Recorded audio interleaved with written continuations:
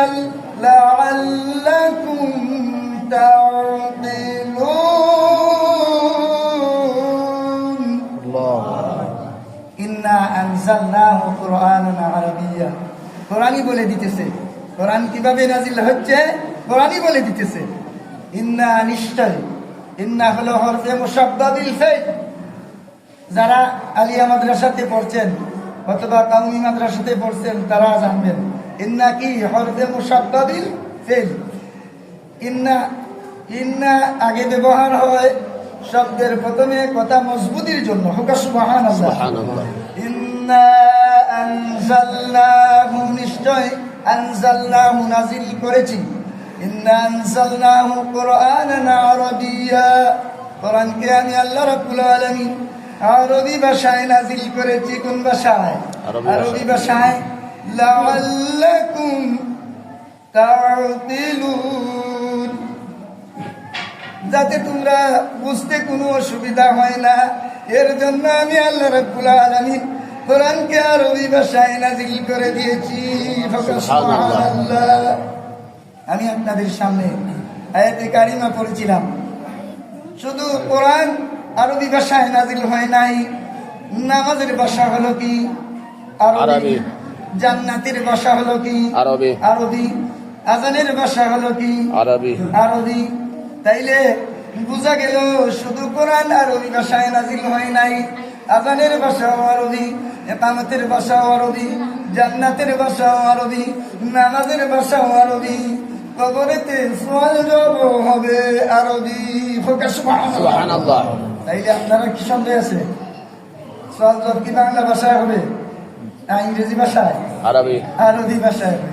বিদায় আরবি শেখার দরকার আছে না না ছেলে মেয়েরা আরবি শেখানির দরকার আছে না আছে তাইলে আরবি যখন কোন উস্তাদে আরবি প্রাইভেট পড়াইন মাত্র 300 টাকা দিলেন আর ইংরেজি পড়াইলে 2000 টাকা তাইলে দুনিয়ার আলোতে দাম কোনটার বেশি দিলেন ইংরেজি কারণ আমরা মুখে শুনেছি বা যারা ইংরেজি ম্যান ওরা বলেছেন ইংরেজি ভাষা হলো ইন্টারন্যাশনাল ল্যাঙ্গুয়েজ আমি বলবো না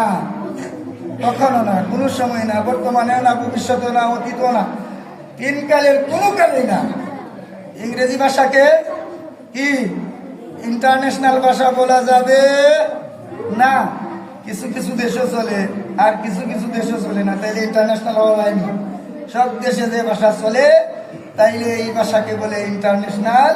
ভাষা ইন্টারন্যাশনাল ল্যাঙ্গুয়েজ কি বলেন আপনারা তাইলে কোরআনের ভাষা যেহেতু নামাজও চলে কোরআনের ভাষা যেহেতু আযানও চলে কোরআনের ভাষা যেহেতু ইকামতও চলে কোরআনের ভাষা যেহেতু কবরও চলে চলেন না চলে না তাইলে আপনাদের কাছে প্রশ্ন দিলাম ইন্টারন্যাশনাল ভাষা কোনটি আপনারা একটু বলে দিন ইন্টারন্যাশনাল ভাষা কোনটি আরবি ভাষা তাই আমরা সবাই আরবি ভাষায় শিক্ষিত হওয়ার চেষ্টা করব সকলে বলি আমিন আমি যে আয়াতে কারিমা পড়েছিলাম রোজা সম্পর্কিত আউযু বিল্লাহি মিনাশ শাইতানির রাজীম বিসমিল্লাহির রহমানির রহিম ইয়া আইয়ুহাল্লাযীনা আমানু কুতিবা আলাইকুমুস সিয়ামু কামা কুতিবা আলাল্লাযীনা মিন قبلكم لعلكم تتقون তাকওয়া শব্দের অর্থ কি তাকওয়া শব্দের অর্থ কি আপনারা বলতে পারবেন না তাকওয়া শব্দের অর্থ কি তাকওয়া শব্দের অর্থ ভিত্তি তাত্তাকুন তাকওয়া দ্বারা কি হয় পরহেজগারি ইখতিয়ার হয় তাকওয়া যদি আপনার থাকে না অর্থাৎ আমল যদি থাকে না আমল ছাড়া আলিম মুহাফাফি জালিম বেটার ইলিম আছে মনে করিলেন একবারে কামি মাস্টার আছে